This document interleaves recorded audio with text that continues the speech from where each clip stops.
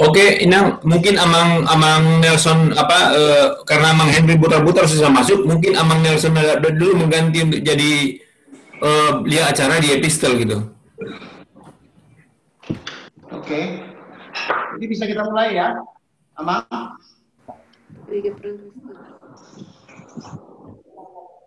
Nabi, Imam, dan Raja. Halo, Amang Todung.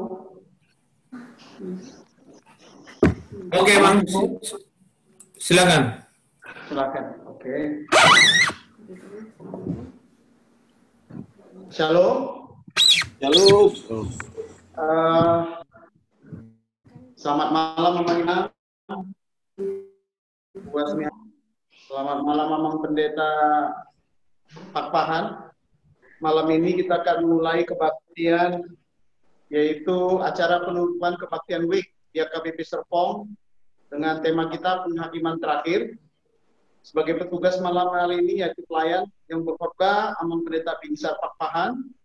Epistel nanti Amang Situa Henry putar-putar, tapi akan digantikan sementara oleh Amang Nelson Nadabdab.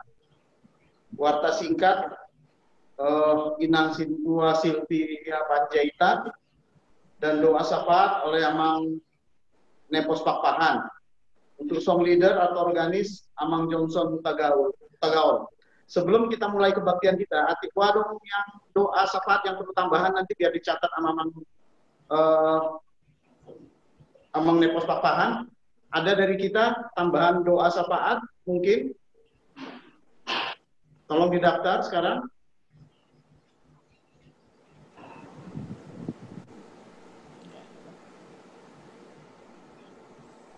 Bagaimana, Mang Inang, ada? Yang mau ulangan umum. Oke. Yang mau ulangan umum. Anak asuh sekolah. Ini ulangan umum pertama online nih. Oh, ulangan pertama online ya. Ulangan umum, ya. Kemudian yang berikutnya ada lagi yang lain?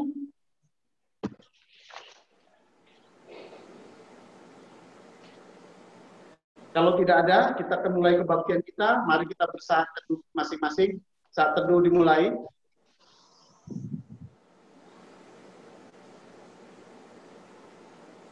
Amin.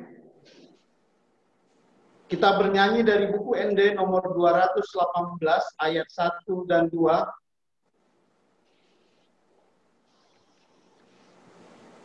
Amang Tagaw, silakan.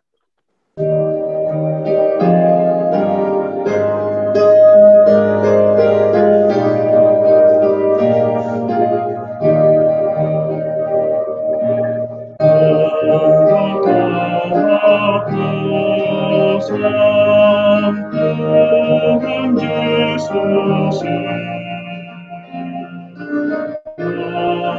dalam dipersandar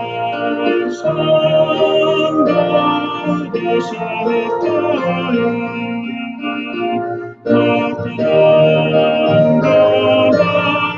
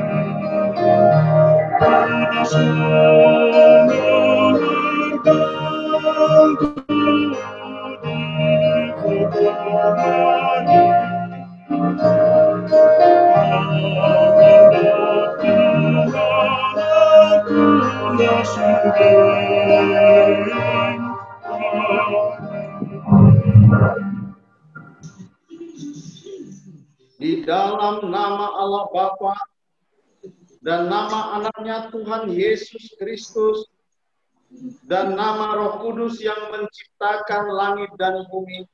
Amin. Berjaga-jagalah dan berdoalah supaya kamu jangan jatuh ke dalam pencobaan.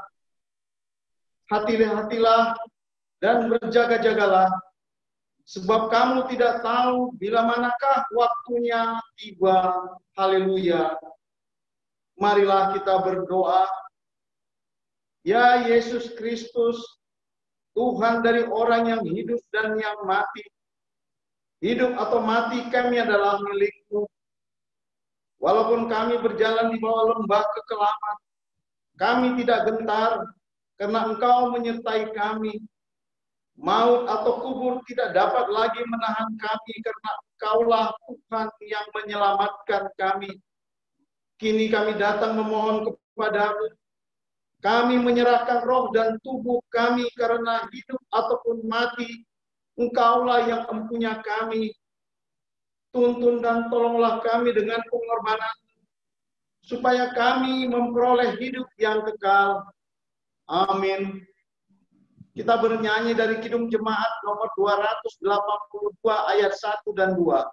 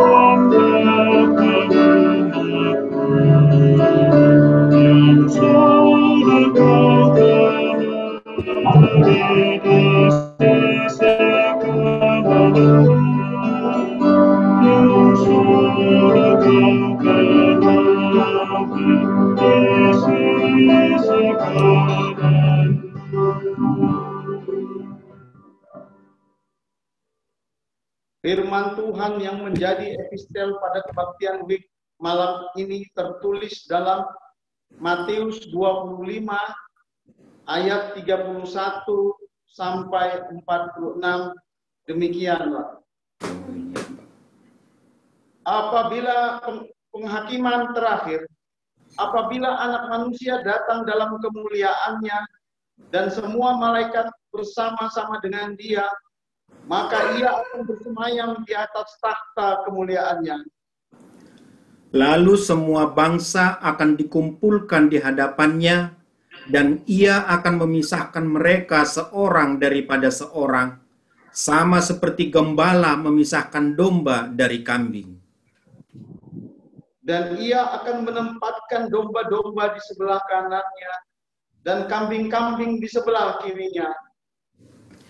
Dan raja itu akan berkata kepada mereka yang di sebelah kanannya, "Mari, hai kamu yang diberkati oleh Bapa-Ku, terimalah kerajaan yang telah disediakan bagimu sejak dunia dijadikan. Sebab ketika aku lapar, kamu memberi aku makan. Ketika aku haus, kamu memberi aku minum. Ketika aku seorang asing, kamu memberi aku tumpangan. Ketika aku telanjang, kamu memberi aku pakaian. Ketika aku sakit, kamu melawat aku. Ketika aku di dalam penjara, kamu mengunjungi aku. Maka orang-orang benar itu akan menjawab dia, katanya, Tuhan, bila manakah kami melihat Engkau lapar dan kami memberi Engkau makan, atau haus dan kami memberi Engkau minum? Bila manakah kami melihat Engkau sebagai orang asing dan kami memberi Engkau tumpangan, atau telanjang dan kami memberi Engkau pakaian? Bila manakah kami melihat Engkau sakit atau dalam penjara dan kami mengunjungi Engkau? Dan raja itu akan menjawab mereka, Aku berkata kepadamu, sesungguhnya segala sesuatu yang kamu lakukan untuk salah seorang dari saudaraku yang paling hina ini, kamu telah melakukannya untuk aku. Dan ia akan berkata juga kepada mereka yang di sebelah kirinya, Enyalah dari hadapanku, hai kamu orang-orang terkutuk, enyalah ke dalam api yang kekal yang telah sedia untuk iblis dan malaikat-malaikatnya. Sebab ketika aku lapar, kamu tidak memberi aku makan. Ketika aku haus, kamu tidak memberi aku minum. Ketika aku seorang asing, kamu tidak memberi aku tumpangan. Ketika aku telanjang, kamu tidak memberi aku pakaian. Ketika aku sakit dan dalam penjara, kamu tidak melawat aku. Lalu mereka pun akan menjawab dia, katanya, Tuhan, bila manakah kamu melihat Engkau lapar, atau haus, atau sebagai orang asing, atau telanjang atau sakit, atau dalam penjara, dan kami tidak melayani Engkau?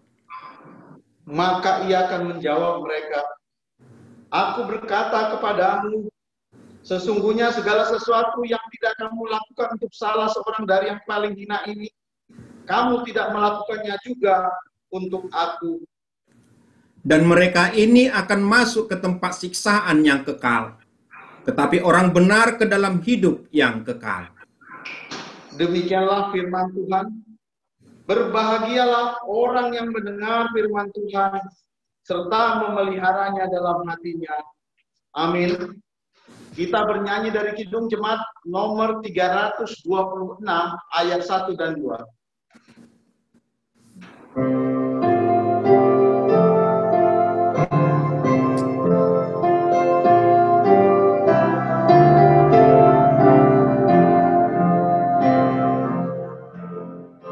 Pujian malam ku nyanyikan syukur ya Tuhan padamu.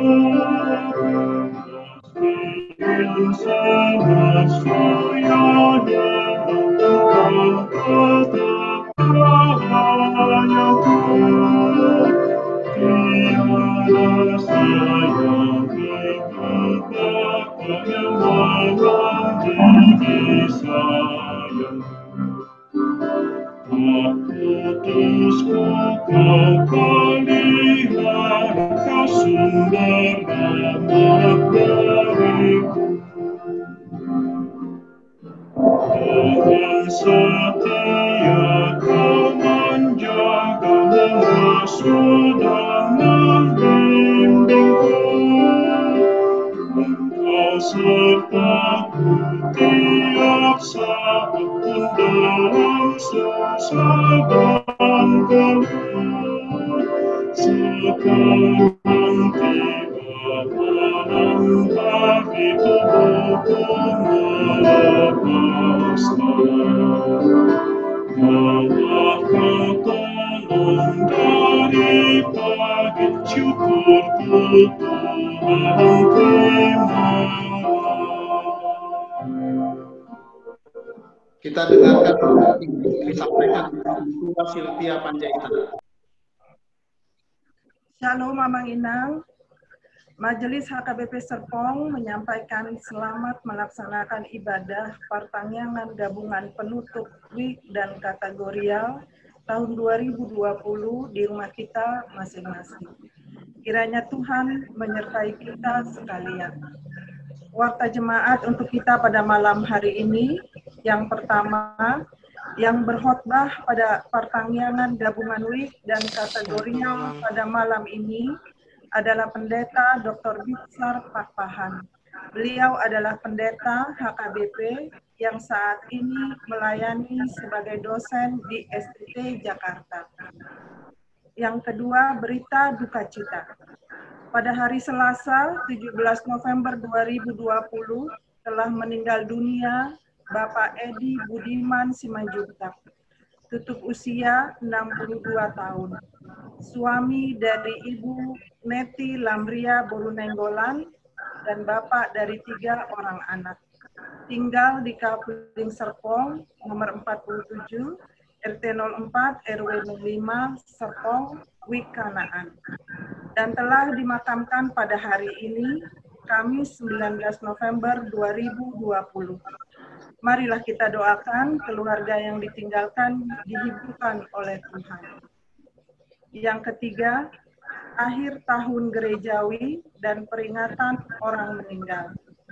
Pada hari Minggu ini, 22 November 2020, adalah minggu akhir tahun gerejawi, sekaligus minggu peringatan orang yang telah meninggal di gereja kita.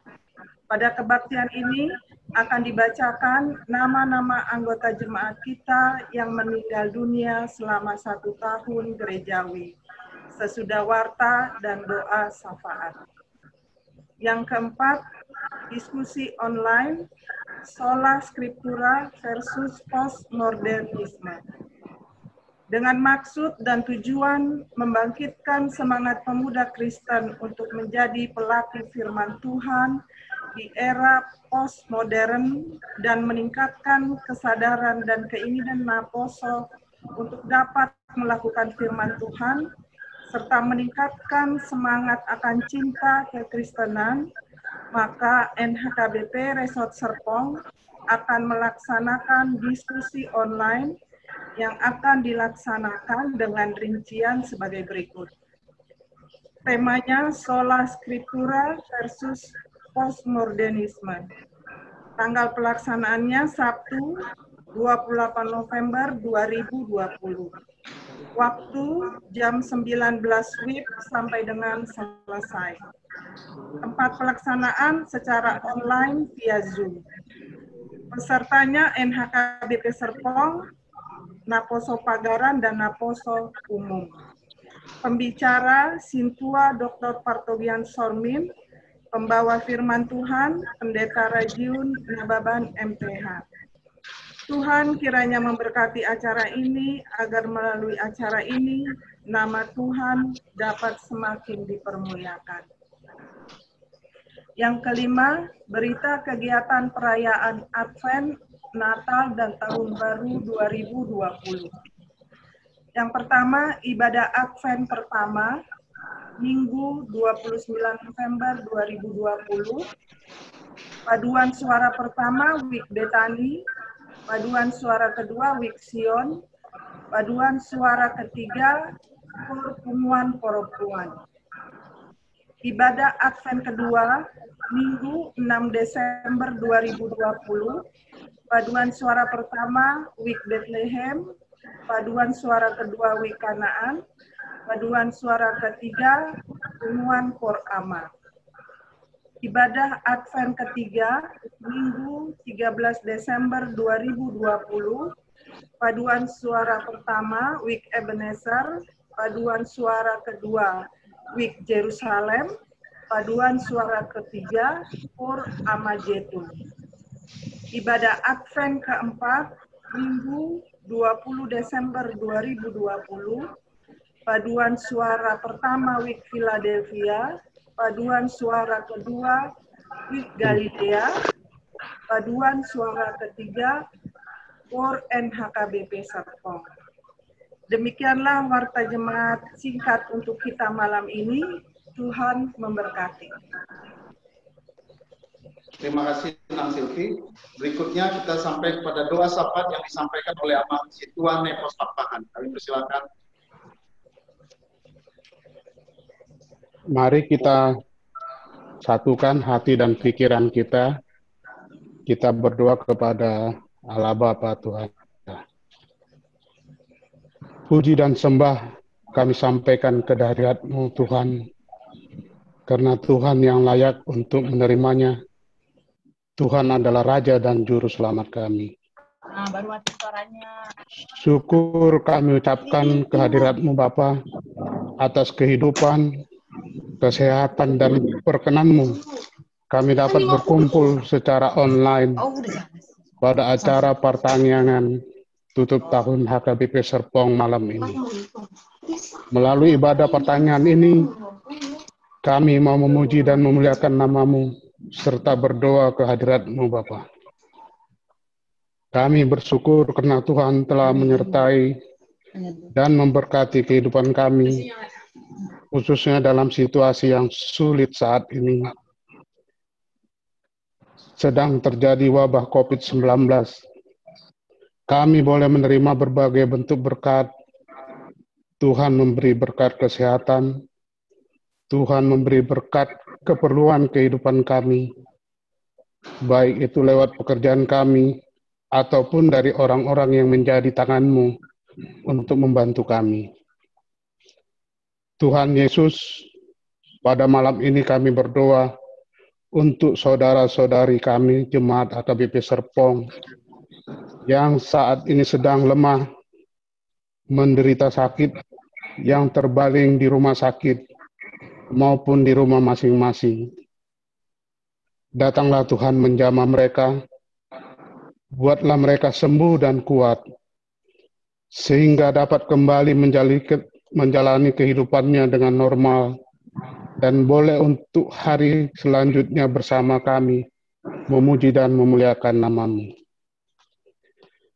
Kami berdoa bagi saudara-saudara kami Jemaat HKBP Serpong yang sedang merasakan kesusahan atau yang berbeban berat menjalani kehidupannya sebagai akibat sedang mewabahnya virus COVID-19. Bantu dan ringankan beban mereka, Bapa. Buatlah mereka kembali menjalani hari-harinya dengan sukacita, tentram, dan damai. Kami berdoa buat pelayan-Mu di HKBP Serpong, Amang Pendeta Robert Hutapea, Amang Pendeta Hotma Pasaribu, Amang Pendeta Rajun Nababan, para parhaladu, Koster, Kor Ama, Kor Ina, petugas kebersihan dan petugas keamanan. Kiranya Tuhan berkati setiap pribadi mereka, beri kesehatan dan kekuatan iman yang baik, supaya mereka dapat terus melayani di gereja HKBP Serpong. Kami berdoa buat anak-anak kami yang sedang menjalani studinya, dalam waktu dekat akan mengikuti ulangan umum Tuhan. Anak-anak kami yang sedang mencari pekerjaan, anak-anak kami yang sedang mencari jodohnya, berkati setiap usaha mereka ya Bapa, agar mereka boleh mendapatkan apa yang terbaik di dalam hidupnya.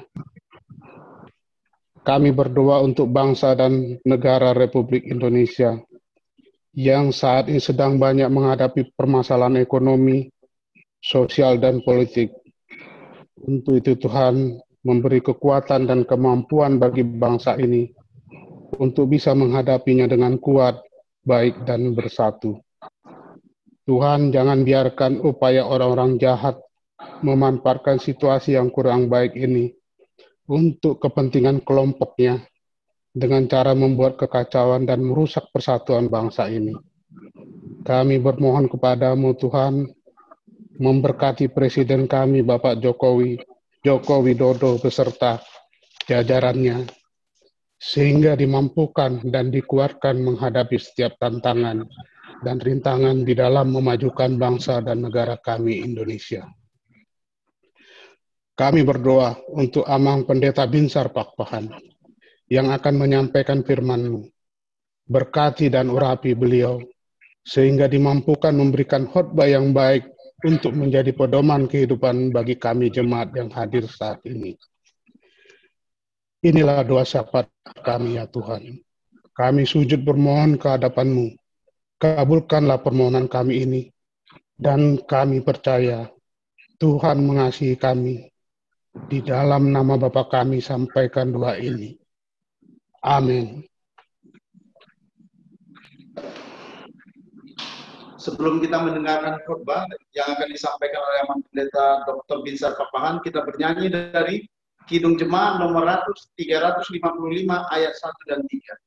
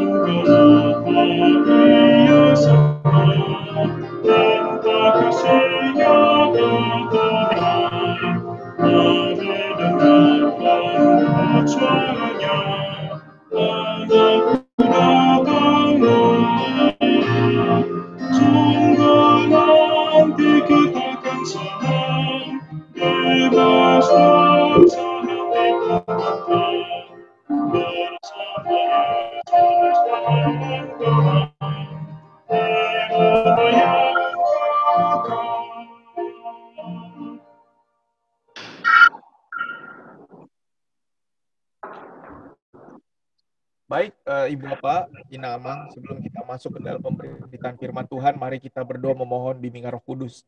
Mari berdoa. Kami bersyukur ya Allah bahwa di ujung tahun gerejawi ini, kami bersama-sama beribadah dari berbagai week yang ada di gereja kami di HKBP Serpong.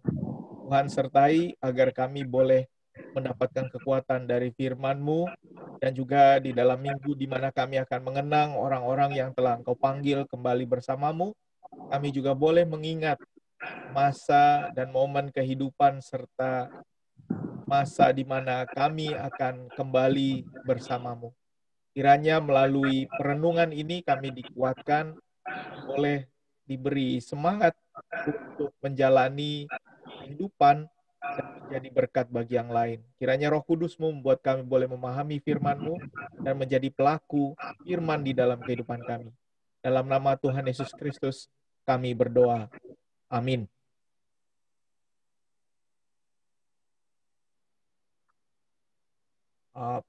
Ina Amang Horas, senang sekali bisa bertemu dengan Ina Amang di dalam ruang virtual ini.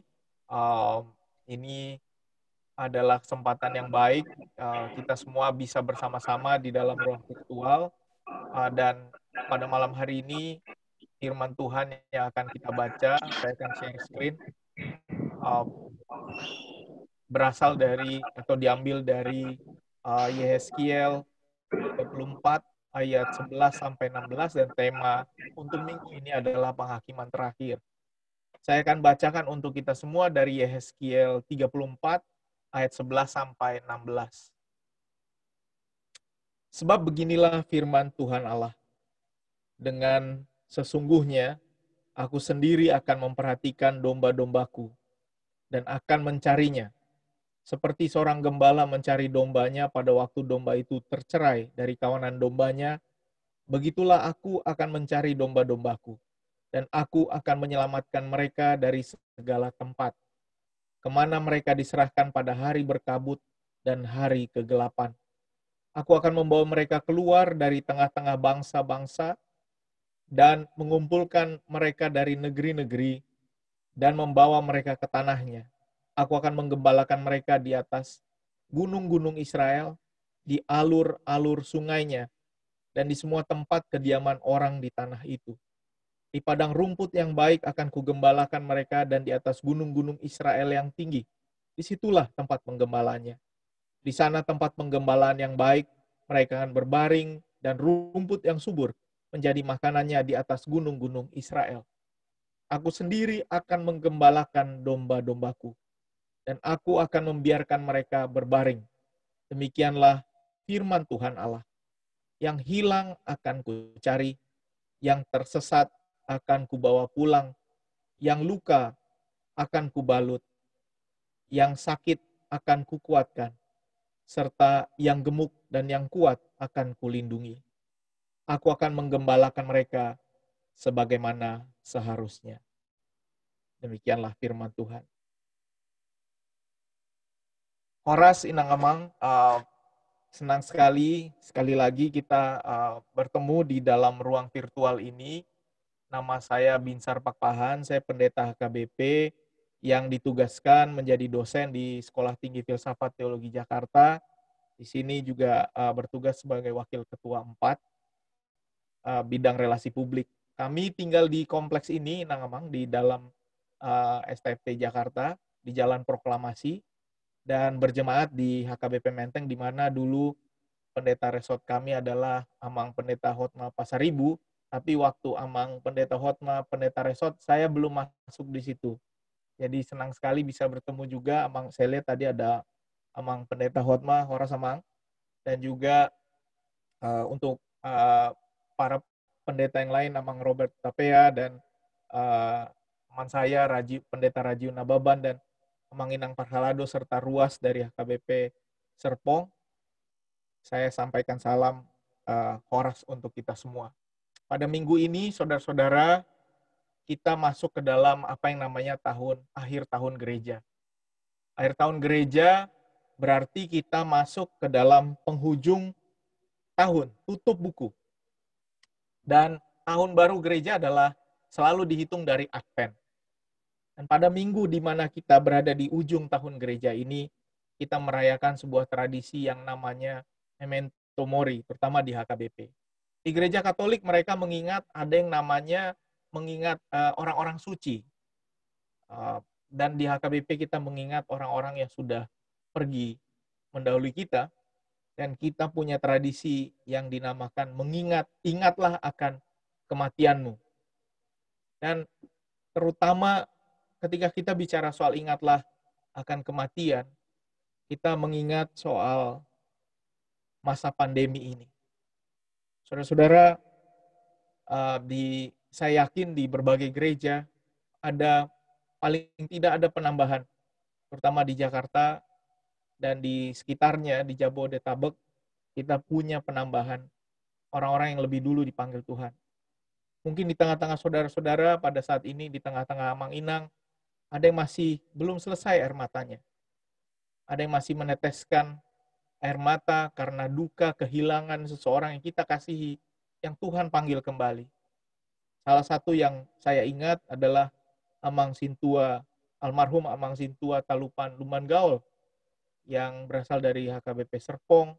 Beliau sering ikut kursus di STFT Jakarta. Dan ketika masih mulai di bulan Maret, kalau tidak salah, kami masih bertemu, lalu 2 minggu kemudian saya mendengar kabar beliau sakit dan kemudian berpulang. Dan hari ini, saudara-saudara, saya sendiri mendengarkan berbagai berita sedih. Hari ini, bahkan 2 jam yang lalu, salah seorang dosen kami, dosen tidak tetap, Pendeta Purboyo Susila Radea dari GKI Pondok Indah, baru dipanggil Tuhan. Juga seorang teman saya, senior saya, Pendeta Agustinus Purba, Ketua Moderamen dari Gereja Batakaro Protestan, meninggal dunia. Itu karena COVID. Nah, saudara-saudara, pasti sulit sekali membayangkan tahun ini, ujung tahun gereja, ketika kita ada di dalam masa yang duka seperti ini, pasti akan terasa suram, terasa mendung, terasa agak remang-remang.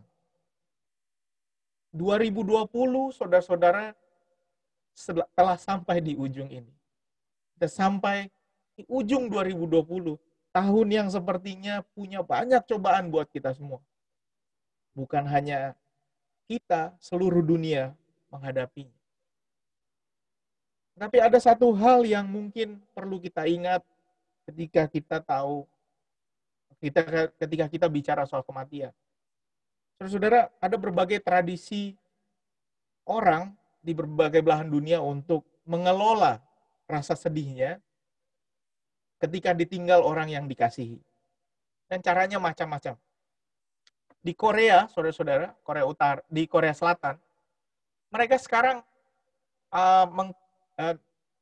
jenazah dikremasi, mereka mengkremasi jenazahnya, lalu kemudian dipres menjadi bola kristal yang berwarna hitam, lalu mereka bisa simpan. Karena bagi mereka, daripada kita simpan abu, mereka bisa menyimpan sebuah benda yang mereka mereka taruh di sebuah tempat di rumah, dan mereka menghargai bahwa yang sudah meninggal pun masih ada bersama dengan mereka. Ada cara yang lebih unik lagi, saudara-saudara, di berbagai negara, beberapa negara di Eropa, mulai mengatakan kalau boleh kita kubur dia bersama sebuah benih pohon.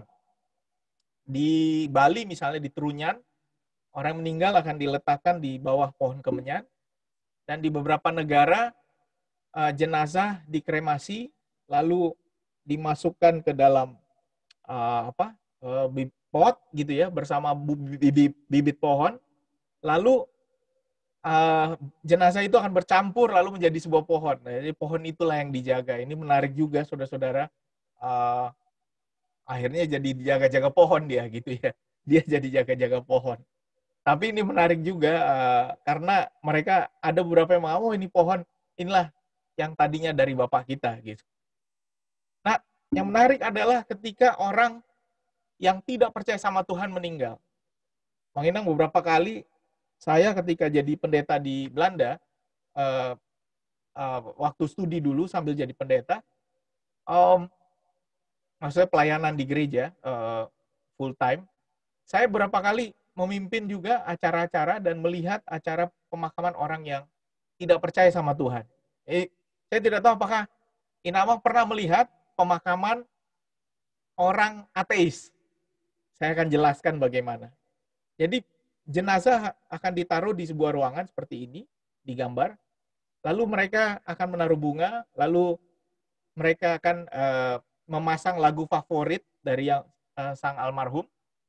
Ketika dipasang lagu favoritnya, kemudian mereka mulai mengucapkan kata-kata perpisahan, eulogi, gitu ya. Mereka bilang selamat jalan dan lain sebagainya. Lalu ketika selesai semuanya berbicara, mereka akan mengelilingi peti ini, lalu keluar ke ruang samping, dan di sebelah ada makanan dan minuman, snack gitu. Lalu selesai. Jadi suasana pemakaman bagi orang yang tidak percaya Tuhan sebenarnya sangat gelap, sangat sedih. Karena kematian adalah akhir. Sehingga satu saat ada seseorang yang meninggal waktu itu, putrinya mengatakan, Bapak pernah berpesan bahwa kalau meninggal tolong dibawa ke gereja. Lalu ketika saya menyampaikan firman Tuhan, di depan banyak keluarga, rekan, dan lain sebagainya, yang kebanyakan tidak ke gereja, lalu ketika kita bicara bahwa di ujung kematian ada kehidupan yang baru, oh kematian bukanlah akhir, oh masih ada perjalanan yang baru di dalam kekekalan, mereka agak sedikit terkejut, karena selama ini mereka menganggap kematian adalah akhir. Sehingga bagi kita, ketika kita mengenang kematian, sebenarnya kita bukan bicara soal akhir, tapi kita bicara soal awal yang baru. Kita bicara soal perjalanan yang baru. Yang berakhir adalah relasi yang hidup kepada yang berangkat. Tetapi yang berangkat punya perjalanan yang baru. Namun saudara-saudara, harapan soal kebangkitan bisa kita lupakan ketika begitu banyak kematian yang ada di sekitar kita.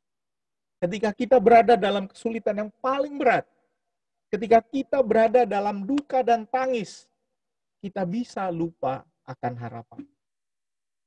Dan ini saya rasa firman Tuhan yang sangat baik untuk malam hari ini. Di tengah-tengah situasi kita membaca kitab Yehezkiel. Yehezkiel berarti Allah yang menguatkan Ezekiel.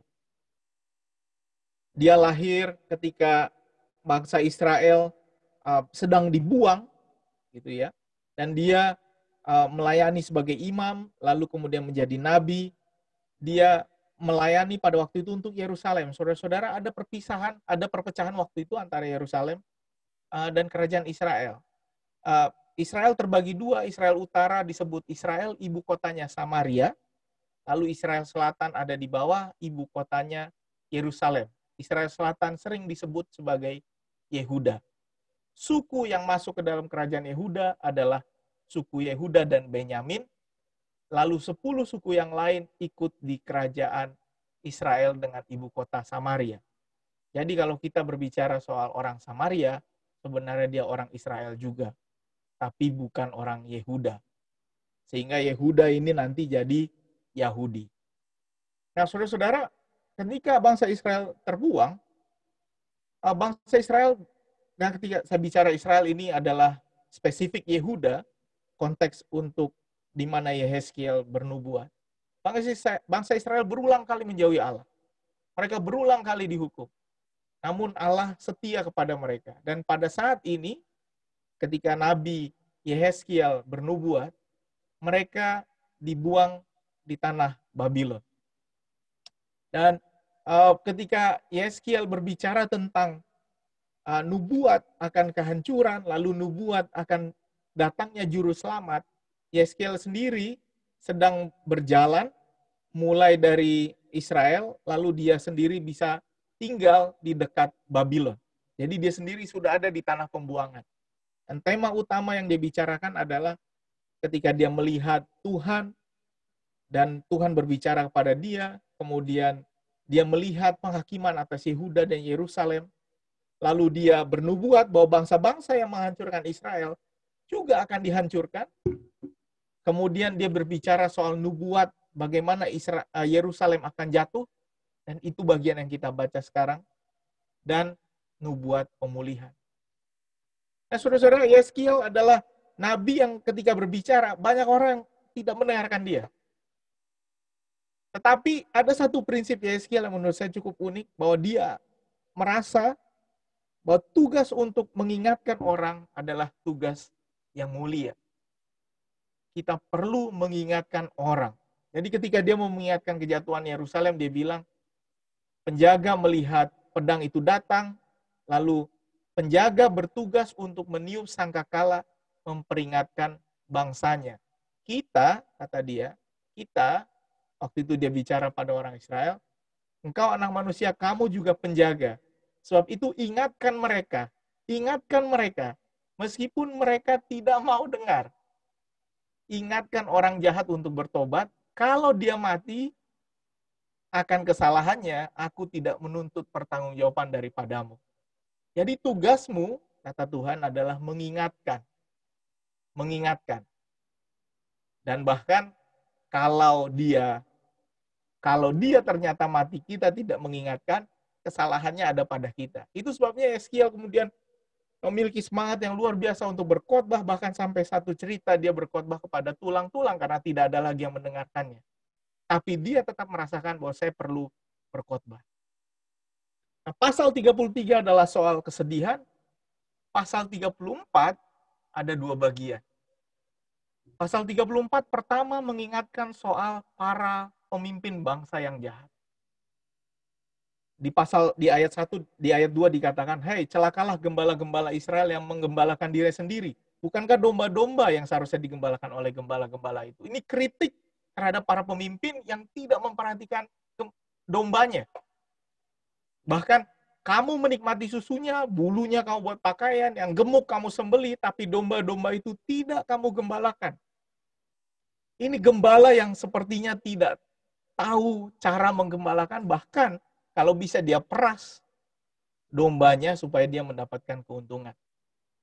Ini adalah gembala yang rela menghabisi dombanya sendiri. Ketika ada yang tersesat, dia tidak akan mencari. Ketika ada binatang liar, dia tidak akan menjaga. Inilah gembala yang dikatakan oleh Nabi Yeskiel, yang diingatkan Tuhan. Inilah gembala yang akan membawa domba-domba kepada kehancuran. Dan inilah situasi saudara-saudara yang sedang dirasakan oleh umat Israel pada waktu itu. Waduh, tidak ada pemimpin yang peduli kepada kami. Kami sedang dibawa menuju kehancuran. Kapan kami bisa keluar dari ini? Ya Tuhan. Inilah keadaan putus asa ketika mereka sedang menderita, dibuang keluar dari tanahnya, tidak bisa beribadah di rumah Allah, dan merasakan pemimpinnya tidak peduli kepada mereka. Inilah keadaan Israel. Tetapi kemudian Nabi Yeskiel mengatakan, "Hei, tunggu dulu, keadilan akan datang." Kayak tadi, satu babak, tetapi sekarang ada babak baru. Karena Tuhan itu seperti seorang gembala yang mencari dombanya. Jadi ini adalah kisah gembala yang sama sekali berbeda dari yang digambarkan di awal. Dan ini yang kita baca pada saat ini, Inamang perlu membaca ayat ini dan perlu mengetahui bahwa ayat ini diberikan kepada orang yang betul-betul sedang dalam kegelapan, sedang dalam kesusahan, karena dia tahu tidak ada yang mau datang menolong. Dan ini adalah ayat yang dikatakan kepada mereka. Seperti gembala mencari dombanya pada waktu domba itu tercerai dari kawanan dombanya, begitulah aku akan mencari domba-dombaku. Aku akan menyelamatkan mereka dari segala tempat. Aku akan membawa mereka keluar dari tengah-tengah bangsa dan mengumpulkan mereka dari negeri-negeri dan membawa mereka ke tanahnya. Lalu mereka akan dibawa ke tempat yang subur. Mereka akan dibawa ke padang rumput yang baik. Mereka akan hidup dengan tenang. Dan yang terakhir, yang sangat menguatkan adalah, aku sendiri yang akan menggembalakan domba-dombaku. Aku akan membiarkan mereka berbaring. Yang hilang akan kucari. Yang tersesat akan kubawa pulang. Yang luka akan kubalut. Yang sakit akan kukuatkan. Bahkan yang gemuk dan kuat akan kulindungi. Dua cerita tentang gembala yang sama sekali berbeda. Ada gembala yang jahat dan ada gembala yang baik. Gembala yang jahat membawa umat kepada kesusahan dan gembala yang baik membawa kepada kebaikan. Saudara-saudara, kisah hari ini sebenarnya mengingatkan kita, bahkan menghubungkan ini nanti dengan khotbah hari Minggu tentang kisah domba dan kambing, tentang apa yang orang-orang lakukan di dalam masa penantian ini. Apakah kita sudah menolong orang-orang yang paling susah? Dan pertanyaannya untuk kita adalah, Amang Inang tipe gembala yang mana?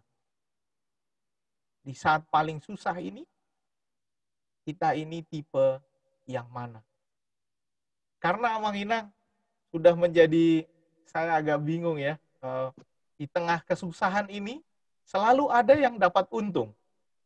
Selalu seperti itu. Kalau Inang Amang lihat film-film, selalu ada yang beruntung dari kesusahan orang lain. Di awal pandemi ini, ada yang mencoba mengambil untung dari kesusahan orang lain. Dan ketika kita bicara tentang virus corona, pada saat ini kita merasakan terlalu gelap, tapi toh ada secercah cahaya. Vaksin katanya mau siap.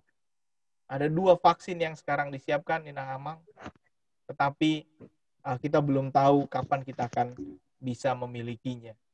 Kita masih menunggu dari yang lain. Tapi toh ternyata sekarang, di ujung tahun ini kita bisa melihat, mungkin tahun depan akan berubah. Karena itu pada saat ini, mari kita lihat bagaimana cara Nabi Yeskiel memberi penguatan kepada orang yang sedang ada dalam kesusahan. Dan kita melihat bagaimana kita bisa dikuatkan melalui firman ini. Saudara-saudara, sama seperti beberapa orang yang pernah terkena COVID, saya juga pada bulan Juli positif COVID di bulan Juli. 2 minggu saya karantina sendiri karena tidak ada gejala klinis. Kalau waktu itu namanya OTG, dan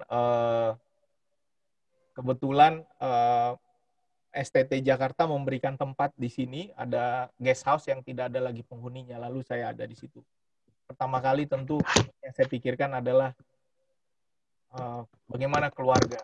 Lalu ketika keluarga dites, di swab juga mereka ternyata negatif, saya kemudian fokus pada penyembuhan diri. Dan di dalam penyembuhan diri itu, saudara-saudara, tentu setiap orang yang sakit, terutama ketika kita mendengar banyak berita tentang orang-orang yang terkena penyakit ini, kita kemudian punya rasa kekhawatiran.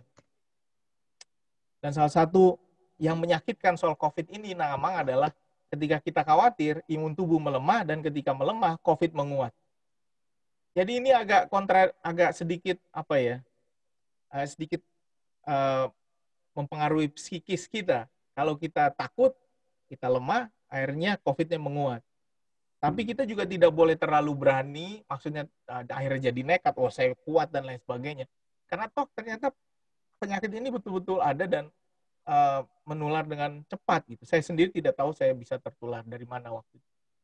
Tetapi satu yang kita lihat dari berbagai pesan yang ada dalam Alkitab, terutama di masa duka ketika kita melihat bagaimana cara menghadapi kesulitan, yang pertama kita baca adalah teks malam ini. Bahwa Tuhan akan menuntun kita, Tuhan akan menguatkan kita, Tuhan akan mendukung kita. Jadi kalau kita mengingat berbagai peristiwa dalam hidup kita, ada masa depan, ada masa kini, ada masa lalu. Mulailah dengan berpikir soal masa depan. Ingatlah masa depan. Bahwa di masa depan Allah mengatakan, aku akan menolongmu. Dan ini yang membuat Israel bertahan. Meskipun pada saat itu mereka sedang sakit, mereka mengingat bahwa Allah menolong mereka. Dan ketika kita saat ini sedang berada dalam kesulitan, percayalah tidak selamanya kesulitan itu akan menimpa kita. Kesulitan akan berakhir karena Tuhan akan menolong kita. Jika kita sudah mengingat masa depan, maka sekarang kita diajak untuk mengingat masa lalu. Kapan Tuhan pernah menolong kita? Ketika kita merasakan sampai saat ini, toh kita ada di sini, ternyata kita lihat ke belakang, Tuhan telah begitu sering menolong kita dalam berbagai tahap dalam kehidupan kita. Dan kemudian kita mengatakan, terima kasih Tuhan. Kita ingat janji pertolongan Tuhan dan kita sadar bahwa Tuhan pernah menolong kita. Israel, dia sekarang diingatkan lagi Tuhan akan menolongmu, dan dia diingatkan bahwa Tuhan selalu besertamu dalam setiap perjalanan sejarah bangsa Israel. Dan kalau itu sudah kita miliki, masa ini kita bisa jalani dengan tenang. Bukan berarti kesulitan hilang, tapi kita bisa menghadapinya dengan tenang. Janji ini menjadi kekuatan kita. Ketika kita mengenang orang-orang yang sudah pergi, kematian bukanlah akhir. Kematian adalah sebuah ucapan sampai bertemu. Bukan selamat tinggal, tetapi sampai bertemu. Karena kita punya janji Tuhan. Yang hilang akan kucari. Yang tersesat akan kubawa pulang. Yang luka akan kubalut. Yang sakit akan kukuatkan. Serta yang gemuk dan yang kuat akan kulindungi. Aku akan menggembalakan mereka sebagaimana seharusnya. Dan inilah janji Tuhan yang bisa kita pegang sambil bertanya pada diri kita, saya gembala yang mana? Saya mau ikut gembala yang mana? Tapi gembala agung akan menolong kita. Kiranya Tuhan menguatkan kita dalam memasuki minggu terakhir kalender gerejawi ini dengan mengingat kematian, memento mori, bahwa Tuhan beserta kita. Amin. Mari kita berdoa. Diskusi dulu, Amang. Oh, baik. Silakan.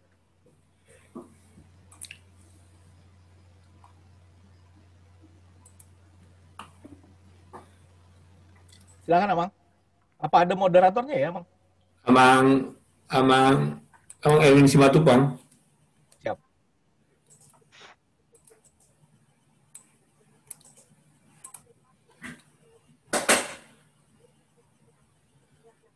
Loh, kok responnya punya aku? Ya, aku juga. Amang Simatupang, enggak. Amang Simatupang. Silakan, Amang. Audionya. Audionya,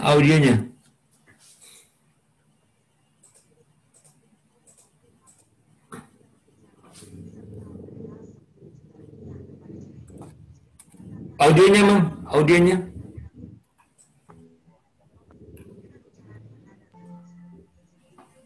Sudah. Ya. Bisa? Ya, sudah. Oke, Mang. Ada beberapa poin yang kita dapat tadi dari penjelasan Amang Binzar Pakpahan. Yang satu hal yang menarik adalah kematian adalah bukan akhir, tetapi awal dari perjalanan ke depan. Dan yang terakhir, yang paling perlu kita renungkan, kita gembala yang mana? Ada dua tipe gembala tadi, gembala yang benar dan gembala yang jahat. Kita itu berada di posisi yang mana?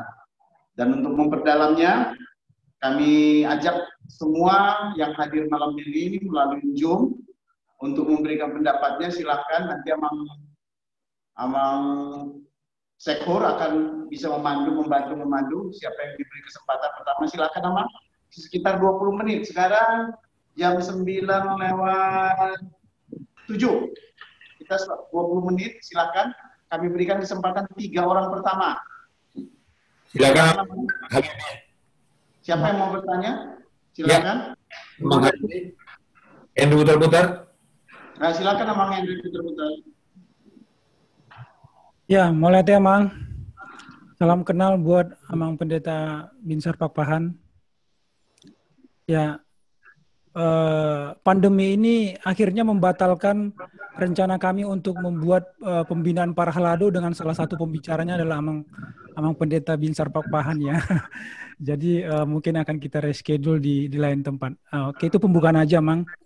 Tapi kesempatan ini saya mau nyampaikan sedikit, Amang. Kalau saya lihat bangsa Israel ini kan sebuah bangsa yang kecil yang dikelilingi oleh sebenarnya adalah bangsa-bangsa yang besar juga, seperti misalnya ada mereka itu tidak luput hubungannya dengan antaman dari bangsa Asyur, kemudian Babel, Mesir, dan mereka hidup di antara adalah bangsa-bangsa yang besar. Harusnya mereka ini adalah bersyukur ya, Mang ya. Karena apa? Karena Allah selalu mengembalikan hatinya terhadap pemberontakan-pemberontakan mereka. Yang ingin saya ambil pelajarannya, Amang, kita sebagai umat Kristiani yang juga di Indonesia ini berada di lingkup minoritas juga di negara ini. Artinya gitu. Nah, bagaimana kira-kira, Amang, refleksinya agar kita bisa belajar dari situasi di mana Yerusalem dihancurkan, bangsa ini bahkan Yehezkiel pada usia muda sudah harus menjadi nabi dan memberitakan penglihatan-penglihatannya kepada bangsa itu, tapi tidak dihiraukan juga.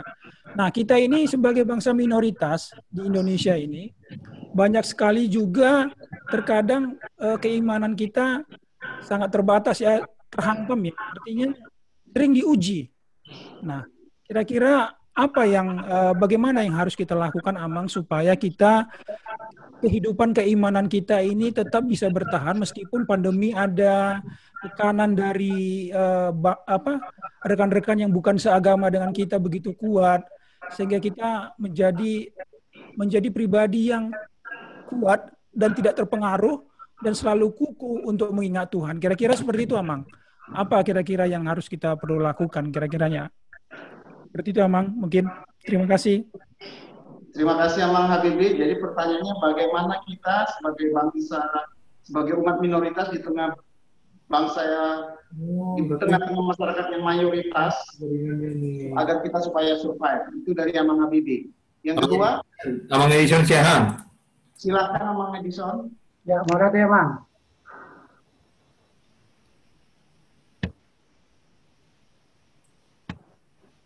Oh, nggak bisa ya? Silakan Amang, di start dulu videonya, Mang. Videonya. Iya, videonya diklik nggak mau. Coba lagi. Suaranya ada. Udah. Oke. Makasih Amang Sekur, Amang Pendeta Binsar Pakpahan. Tadi Amang bilang memang sudah setiap 7 tahun per tahun Marningotan Ninamodin selalu disuarakan momentum Muri. Ingatlah hari kematianmu. Pertanyaannya gini Bang, bagaimana saya mengingat hari kematian saya padahal saya masih hidup? Kira-kira seperti apa, Amang Pendeta? Sehingga saya dapat introspeksi terkait dengan acara Parningotan Ninamodin di akhir tahun Gerejawi HKBP. Gimana? Bisa kurang jelas tadi. Momentum Mori, Amang. Ya sudah, saya sudah tangkap Amang. Terima kasih. Bagaimana saya mengaplikasikan mengingat hari kematian saya padahal saya masih hidup terkait dengan acara akhir tahun Gerejawi HKBP. Kan karena kalau saya lihat apalagi keluarga yang ada anggota keluarganya meninggal pada kurun waktu itu masih nangis-nangis dia. Kira-kira seperti itu, Mas. Bagaimana saya mengaplikasikan momentum Mori padahal saya masih hidup. Terima kasih, Mama. Oke. Bagaimana saya mengaplikasikan momentum Mori dalam kehidupan saya.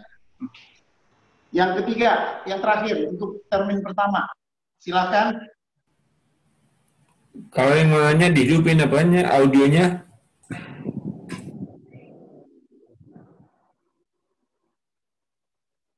Ada? Mungkin jawab dulu, Amang. Oke, kalau tidak ada, kami serahkan dulu ke Amang. Ada?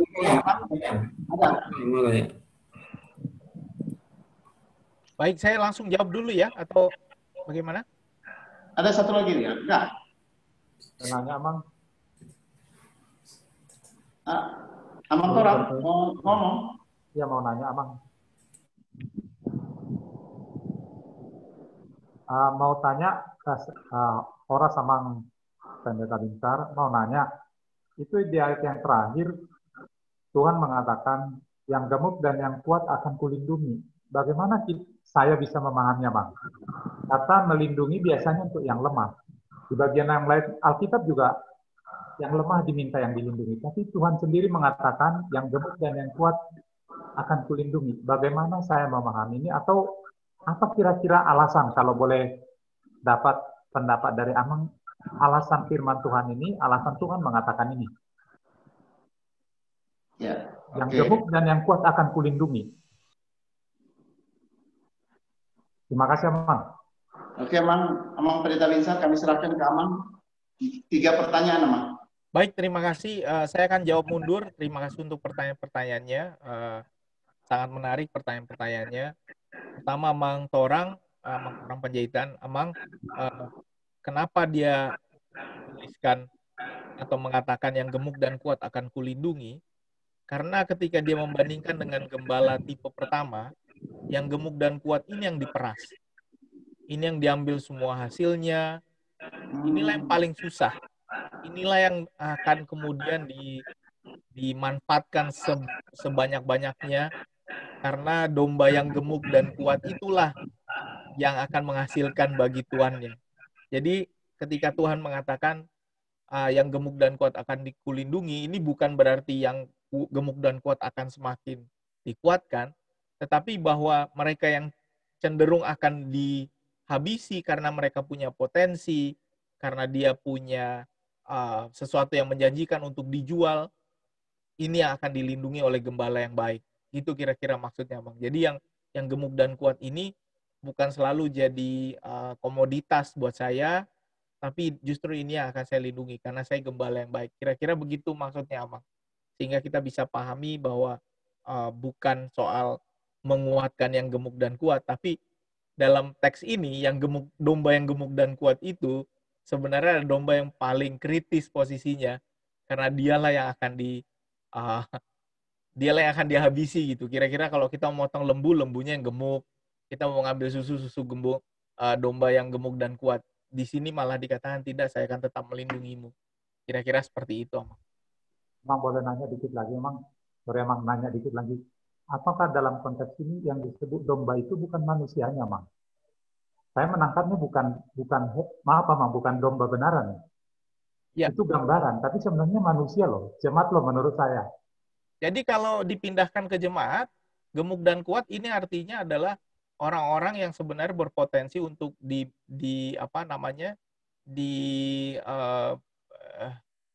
dimanipulasi ya, Mang, diperas. Orang-orang yang berpotensi untuk diperas. Karena tidak mungkin memeras yang kurus sama yang gemuk yang diperas. Makanya hati-hati kalau terlalu gemuk. Ini bukan arti gemuk beneran, tapi hati-hati kalau kita punya banyak potensi. Justru orang akan menghabisi orang-orang yang punya banyak potensi. Katanya begitu. Karena ketika orang-orang yang paling rentan, itu dia. Orang-orang paling rentan inilah yang akan digunakan. Kalau kita gunakan kepada manusia. Ini bukan arti yang kuat, tapi justru yang rentan. Karena bagi domba, yang gemuk dan kuat itu yang rentan, Amang. Untuk diambil segala sesuatu yang ada dari dia. Sehingga dia hanya dilihat sebagai komoditas. Kira-kira begitu, Amang. Baik, terima kasih untuk Amang Sintua Edison, Siaan. Bagaimana saya mengingat hari kematian sementara saya masih hidup? Jadi Amang mungkin contoh, saya tahu Amang pasti tahu ini. Contoh paling real, 2 minggu lagi anak kedua kami lahir, Amang. 2 minggu lagi. Kalau sehat semuanya, semoga Tuhan mengizinkan kami semua sehat. Tapi sejak 5 bulan yang lalu, istri saya selalu bilang, kau jangan banyak keluar, ingat anakmu yang belum lahir ini. Jadi anak saya belum lahir, saya udah disuruh mengingat anak saya yang belum lahir. Karena ketika saya mengingat anak saya yang belum lahir, saya harus berhati-hati dan saya harus jaga kesehatan karena dia akan lahir. Jadi ini yang unik dari mengingat masa depan. Masa depan kan belum terjadi, kok kita ingat. Karena ketika kita mengingat masa depan, sebenarnya itu adalah antisipasi. Hati-hati, lihat, awas. Nah, mengingat hari kematian, justru untuk orang hidup, karena orang mati nggak bisa mengingat hari kematiannya.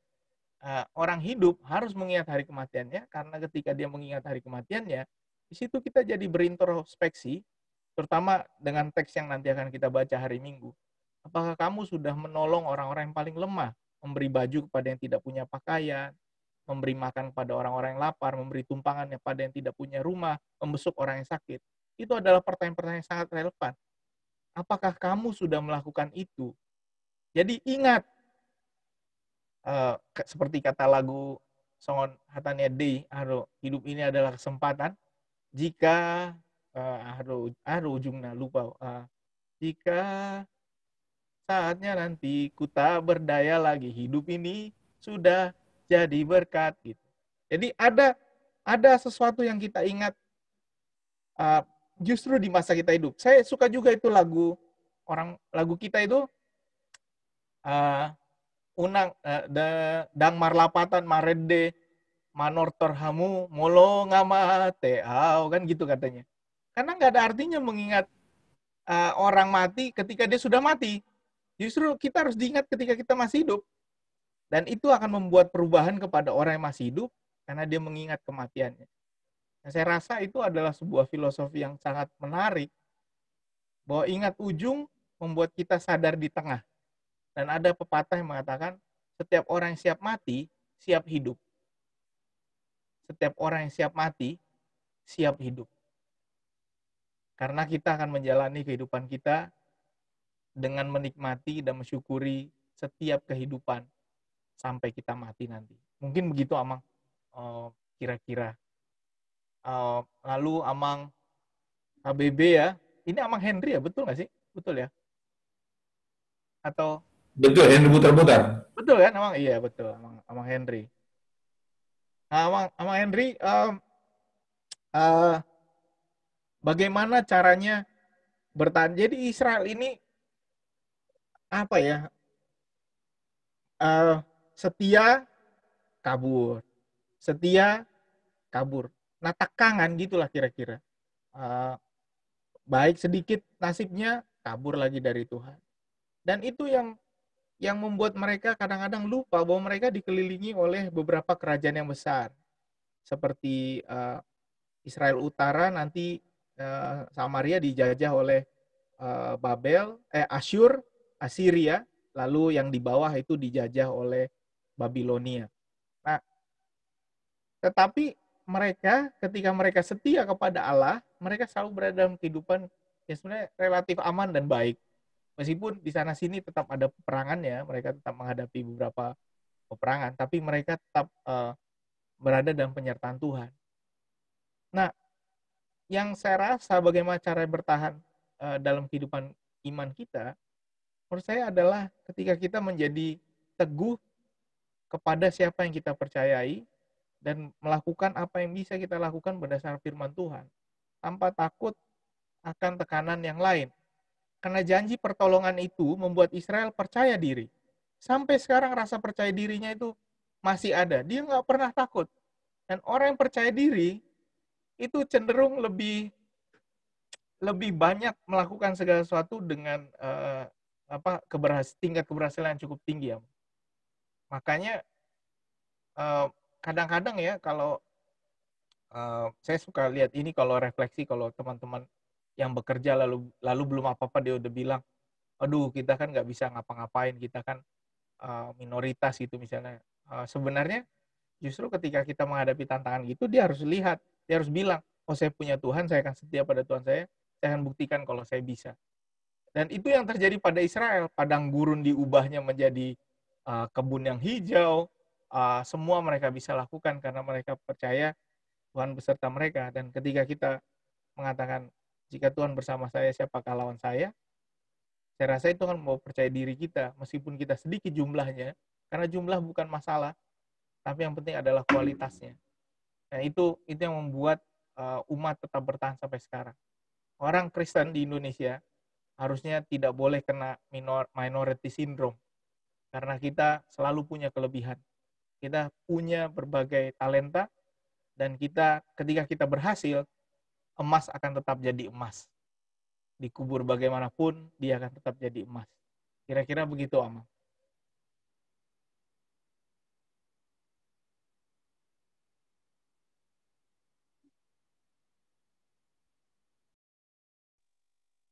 Ada apa? Saya kembalikan ke Amang moderator. Amang Elwin, dihidupin audionya, Mang. Harus maju lagi, Amang.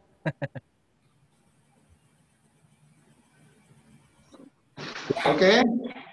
Ini sekarang jam 21.27. Saya pikir malam ini ada malam yang khusus ya karena acara penutupan. Jadi kami tambah satu sesi lagi. Silakan. Kalau tadi 3 orang dari Sintua, mungkin ada yang dari Ruas ya? Dari Ruas coba. Dari Ruas. Silakan, Amang. Diaktifkan aja audionya kalau mau bertanya atau tunjuk tangan. Ya. Silakan. Siapa? Dari Fajar Siregar. Silakan, Amang. Ya.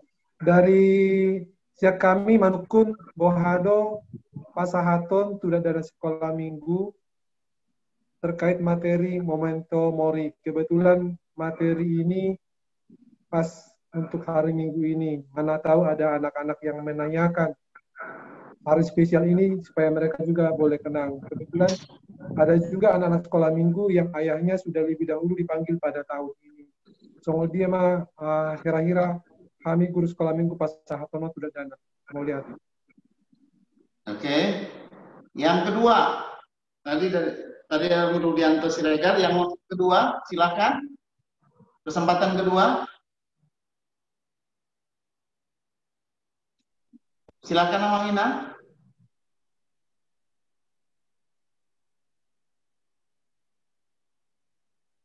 Kalau tidak dari luar, Sintua juga boleh. Nah, ini siapa? Siapa Binga? Amang. Ketua PDR. Ya, Amang. Amang Roni. Amang. Kami sarankan Anda menggunakan biaya streaming sebesar 4.000. Silakan. Halo, Horas Amang Pandita.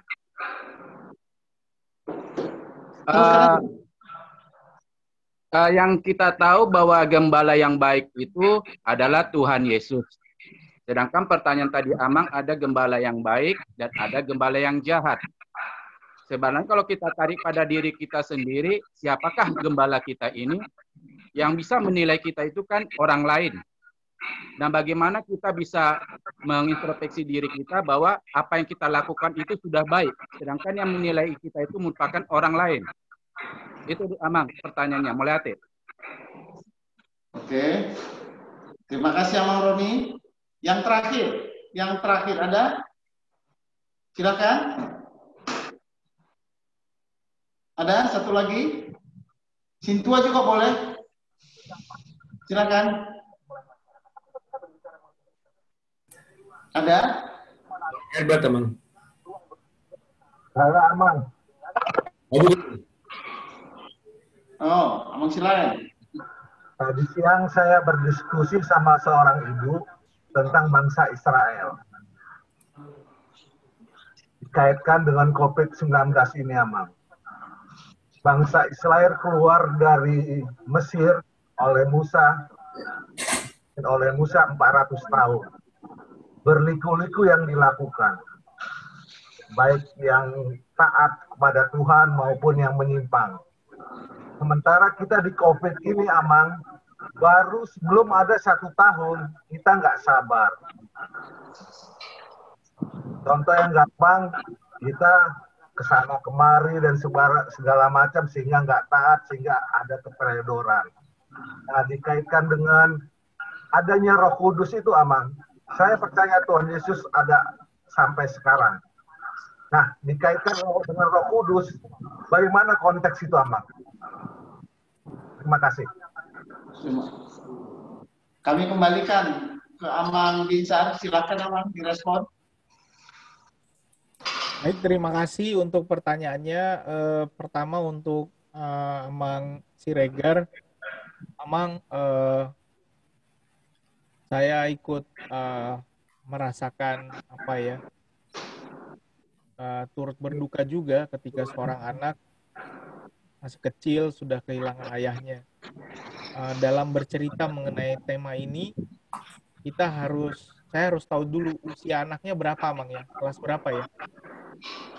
Karena usia mempengaruhi, Amang. Kelas 3 SD, Amang, sama kelas 1 SD. Anak saya kelas 2 SD sekarang, mau kelas 3. Jadi saya bisa relate ya, saya bisa udah banyak kosong dia tuh patorak konotu nasida macam mau udah Mang. Saya ingat tahun lalu kami memperkenalkan kebutuhan tahun asal tua dong. Aduh piga dongan namoding. Aduh mesti ada dosen nami son namoding. Lalu di aula dia disemayamkan sehingga anak saya, karena kami tinggal di kompleks kampus, anak saya lihat semuanya kan menangis dan lain sebagainya. Lalu mulai dia bertanya apa itu, kenapa? Saya bilang itu ada yang meninggal begini. Apa artinya meninggal, kata dia. Itu artinya orang itu akan pergi, tidak bertemu lagi dengan kita. Lalu keluarganya bagaimana, kata dia. Ya keluarganya akan merasa sedih karena tidak bisa lagi bertemu dengan orang tuanya. Nah, jadi dalam pikiran dia agak juga ada satu juga yang agak mungkin begitu pemahaman anak-anak kecil. Jadi ketika dia bertemu orang yang nggak ada anaknya, dia langsung nanya, Mang. Nah ini juga saya kadang-kadang takut. Tante, mana anaknya? Anaknya mati ya? Wah, saya waktu itu agak terkejut juga. Wah, ini kenapa jadi begitu nanyanya? Karena dia polos ya. Dia polos, dia pengen tahu orang yang tidak ada lagi, oh mati. Lalu kami lagi ngobrol lagi. Tidak, kamu tidak boleh ngomong seperti itu, karena itu melukai perasaan, dan lain sebagainya. Lalu kami beri penerangan, lalu dia mulai mengerti, oh mati itu berarti saya tidak bertemu lagi dengan dia, saya akan sedih. Dia sekarang sudah bersama Tuhan, tapi saya nggak bisa ketemu dia. Nah ini membawa pemahaman yang lain lagi sama dia, Mang. Kemarin kami baca, ngobrol-ngobrol, cerita-cerita soal Goliat lawan Daud. Goliat lawan Daud, ini kelas 2 dia. Lalu dia ketika kami cerita, dia nanya, ayah, Goliat punya keluarga nggak? Punya, mungkin punya, saya bilang. Lalu dia tanya, sedih dong ya keluarganya Goliat karena Goliatnya mati. Jadi maksudnya dia bertanya seperti itu, dia merasakan empati kepada Goliat gitu ya. Kasihan ya Goliat, anak-anaknya pasti sedih lah bapaknya mati. Jadi saya sendiri sebagai orang dewasa nggak pernah melihat ke arah itu ya. Ternyata anak kecil kok ke situ diarahnya. Nah untuk anak-anak kelas 3 SD dan kelas 1 SD mungkin dia belum bisa paham, Amang, tentang bagaimana cara bercerita tentang mengingat kematian. Tetapi yang bisa kita mungkin beri semangat pada mereka adalah bahwa suatu saat nanti mereka akan bertemu lagi dengan bapaknya. Tidak di sini, mereka mungkin benunya. Padahal saat ini tantangannya adalah bagaimana mereka bisa saling menguatkan, bisa menemani mamanya, bisa saling mendengarkan. Dan kalau mama sedih, kamu harus ingat, karena mama ingat sama papa kamu.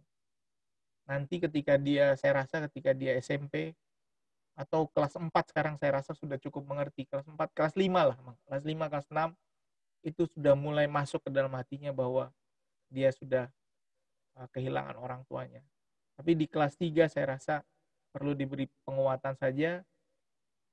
Kamu ingat mama, temani mama, beri kekuatan, semangat, sama adik juga baik-baik. Karena ayah sekarang bersama Tuhan, kamu belum bisa ketemu sama dia, nanti baru ketemu lagi. Kira-kira begitu, Amang. Dan sampaikan salam duka saya karena pendampingan seperti ini tidak bisa sekali 2 kali. Harus agak sering, Amang. Ini adalah anak-anak yang membutuhkan pendampingan kita. Terima kasih, Amang, untuk pelayanan Amang. Untuk Amang Roni, gembala yang baik adalah Tuhan Yesus. Bagaimana cara mengintrospeksi diri kita sendiri? Saya rasa ketika kita menampilkan cerita 2 gembala tadi, ada yang baik dan ada yang jahat, langsung apalagi nanti di hari Minggu, khotbahnya dari Matius 25, kita langsung bisa menilai, saya sudah begitu atau belum. Ketika ada yang lapar di sebelah saya, ketika ada yang lapar di sekitar saya mendoakan dia, atau saya datang kepada lalu berbagi makanan saya. Apa yang kita lakukan? Ketika ada yang tidak punya pakaian, apa yang saya lakukan? Saya mendoakan dia saja dalam tanda kutip, atau saya pergi ke dia lalu saya berbagi pakaian saya. Dan di saat HKBP Serpong berada di tengah-tengah pandemi, apa yang HKBP Serpong lakukan? Apakah kita sudah berlomba dalam kebaikan, atau kita masih sibuk dalam program-program yang rutin? Apakah kita sudah berlomba di dalam membagi kepada orang-orang yang paling membutuhkan, atau kita masih menjalankan bisnis as usual? Di situ cara mengintrospeksi diri. Kita lihat gembala yang jahat, ada yang gemuk dikit, diambil, diperas sama dia. Gembala yang baik, semuanya dilindungi. Gembala yang jahat, kau cari makanmu sendiri. Gembala yang balik, dia akan menuntun para dombanya. Dan itu saya rasa kita bisa mengintrospeksi diri sendiri kalau kita punya waktu untuk duduk, diam, menengok ke belakang apa yang sudah saya lakukan, baca firman Tuhan, karena firman Tuhan akan menjadi firman yang membaca hidup kita, sehingga kita bisa merasa, ampuni saya Tuhan kalau saya belum mengikuti apa yang menjadi kehendak-Mu. Nah, itu sering terjadi, Amang. Kalau saya baca firman Tuhan, waktu mempersiapkan khotbah, malah saya yang diingatkan. Wah, ini sih khotbahnya buat saya gitu. Jadi saya merasakan bahwa firman Tuhan itu sering mengingatkan saya. Lalu indikator-indikator itu justru berbicara kepada saya, apakah saya sudah melakukan ini atau belum. Kira-kira begitu, Amang. Buat Amang Silaen,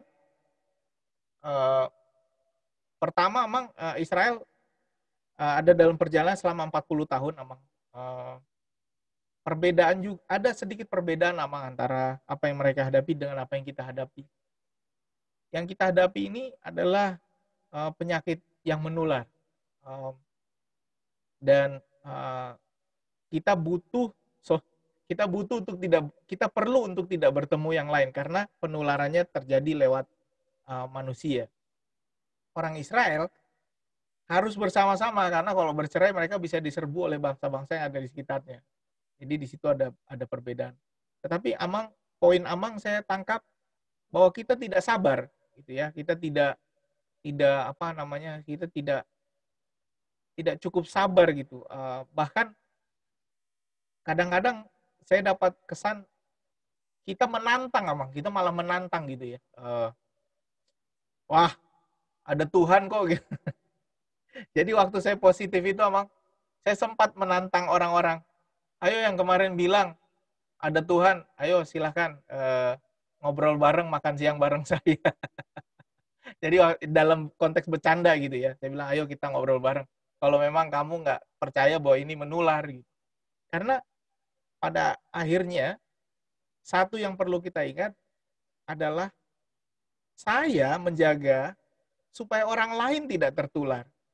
Jadi bukan saya yang jago, bukan saya yang dilindungi Tuhan, tapi saya mau melindungi orang lain. Dan itu saya rasa perspektif yang agak perlu kita pikirkan. Kita tinggal di rumah kalau bisa, atau kita menjaga keamanan dan kesehatan, bukan untuk saya sebenarnya.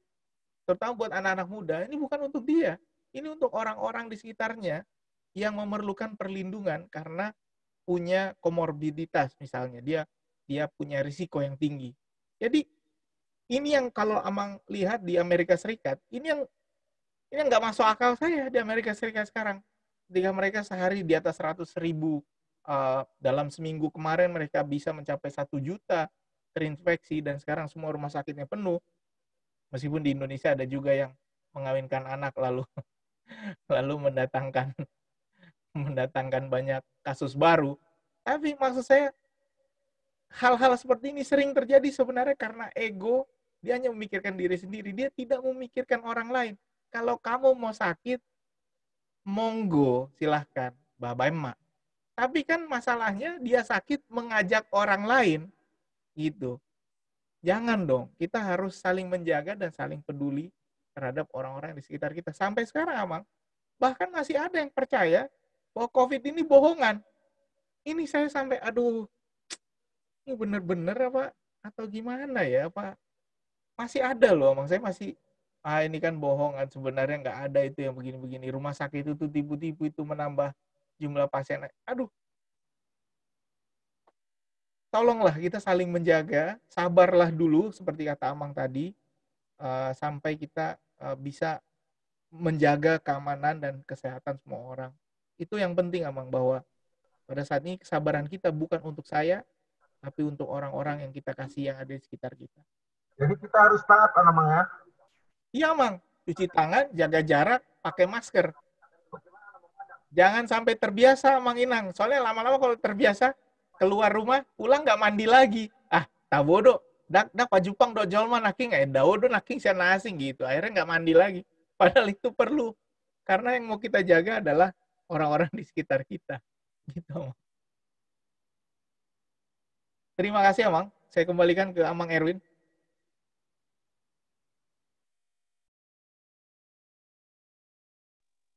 Mana Amang itu ya? Audio, Amang Erwin. Oke. Tanya dimatikan sama perintah host. Baru moderator. Sudah jam 21.43, saya pikir sudah larut malam. karena besok akan kerja lagi. Kita akan akhiri acara kita malam ini. Silakan Amang ditutup doa, Amang. Amang Binsar, kami silakan. Baik, mari kita menutup dalam doa. Allah yang penuh kasih, Gembala yang baik, kami bersyukur bahwa Engkau mengingatkan kami untuk selalu bersandar padamu, Sang Gembala yang baik. Bahwa Yesus Kristus adalah Gembala kami yang selalu menuntun kami ke air yang tenang. Tuhan Yesus adalah Gembala yang akan membawa domba-dombanya kepada keselamatan. Dan pada saat ini ketika kami percaya pada Kristus, biarlah kami selalu mengingat bahwa masih ada orang-orang di sekitar kami yang berada dalam kesusahan, belum memiliki gembala yang baik, atau masih tersesat. Bantu kami ya Tuhan ketika kami mengingat hari kematian kami, bahwa kami dipanggil untuk berkarya, untuk berbagi, untuk menjadi berkat bagi orang-orang di sekitar kami. Tuhan, kami percaya bahwa pada akhirnya Engkau akan menghapus air mata kami, Engkau akan mengangkat beban kami. Kami berdoa untuk orang-orang yang berduka, orang-orang yang memerlukan pertolongan, orang-orang yang pada saat ini kebingungan kemana dia harus melangkah ke depan. Tuhan sertai agar semuanya boleh terlalui. Terima kasih Allah. Sertai kami, sertai gereja kami, sertai Parhalado dan jemaat, sertai semuanya agar boleh menggunakan minggu ini sebagai minggu refleksi dan menambah kekuatan kami akan karya kebaikan-Mu. Dalam nama Tuhan Yesus Kristus kami berdoa. Amin.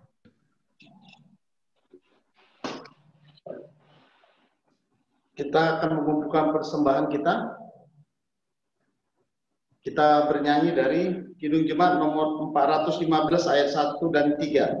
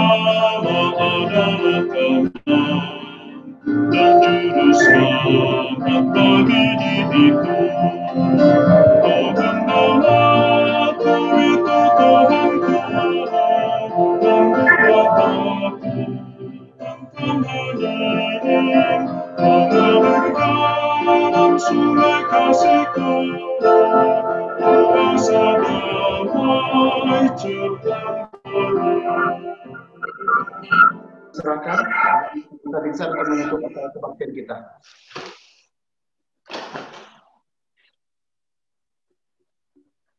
Baik, saudara-saudara, marilah kita berdoa untuk menyerahkan persembahan kita kepada Tuhan. Ya Allah Bapa kami yang di surga, kami mengucap syukur kepadamu, Engkau adalah sumber dari segala berkat yang melimpah di dalam kehidupan kami masing-masing. Sebagian daripada yang Kau berikan itu kami berikan kembali kepadamu untuk kemuliaan namamu dan perluasan kerajaan-Mu. Terimalah dan berkatilah persembahan yang kami berikan ini agar dapat dipergunakan untuk memperluas kerajaan-Mu. Terima kasih Allah untuk segala sesuatu yang Kau berikan di dalam kehidupan kami, dan biarlah kami juga terpanggil untuk berbagi kepada yang lain. Di dalam nama Tuhan Yesus Kristus kami berdoa. Marilah kita bersama-sama mengucapkan doa Bapa kami. Bapa kami yang di surga, dikuduskanlah namamu, datanglah kerajaanmu, jadilah kehendak-mu di bumi seperti di sorga. Berikanlah kami pada hari ini makanan kami yang secukupnya, dan ampunilah kami akan kesalahan kami, seperti kami juga telah mengampuni orang yang bersalah kepada kami. Dan janganlah membawa kami ke dalam pencobaan, tetapi lepaskanlah kami daripada yang jahat. Karena Engkau yang punya kerajaan, dan kuasa, dan kemuliaan sampai selama-lamanya. Amin. Kiranya kasih karunia Tuhan Yesus Kristus, damai sejahtera Allah Bapa, dan persekutuan Roh Kudus menyertai kita sekalian. Amin.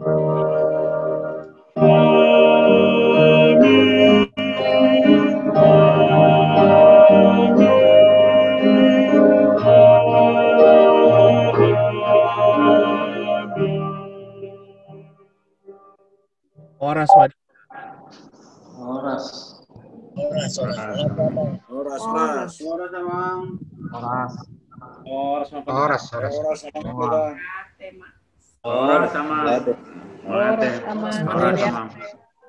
Selamat ya, Mang. Oras, selamat borongin. Oras, Mang Pendeta Binsar. Selamat malam. Oras, Amang. Amang Jan. Oras, Amang Jan. Sehat-sehat, Amang. Oras. Oras. Amang. Selamat malam. Oras Amang Pendeta Binsar. Oras. Yang mau lahir laki apa perempuan? Laki, Amang. Laki.